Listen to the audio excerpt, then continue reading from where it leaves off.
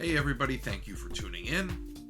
Today I'm going to show you how to power the animatronics that we sell on our Etsy store.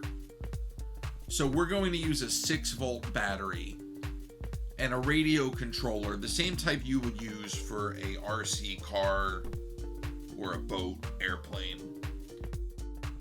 This 6-volt battery is going to power all 3 of our motors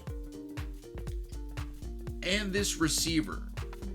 And what we'll do is we'll plug the battery in down here, and then we can plug each one of our motors into the channels. This is a 6-channel device, so this actually would allow me to go up to 6 channels, and then we could use our radio controller here. Plugging the battery into the receiver directly is fine, but I prefer to use a switch just so I have the ability very easily to turn things off and on. I have the battery plugged in at the bottom. It's keyed, so you can only plug it in one way, and in this case the black wire is on the outside.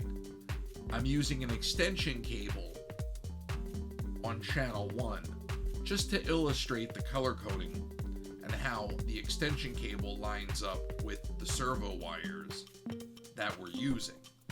So you can see how the black and the brown are on the outside, and then the red is the red, and on the outside my orange and white are the same.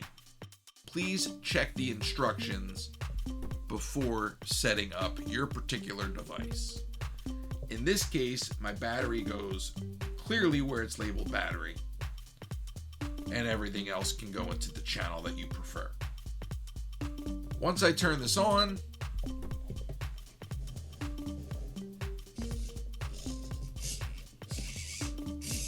and now it's just up to you. What are you going to make with your animatronic? Let us know in the comments below.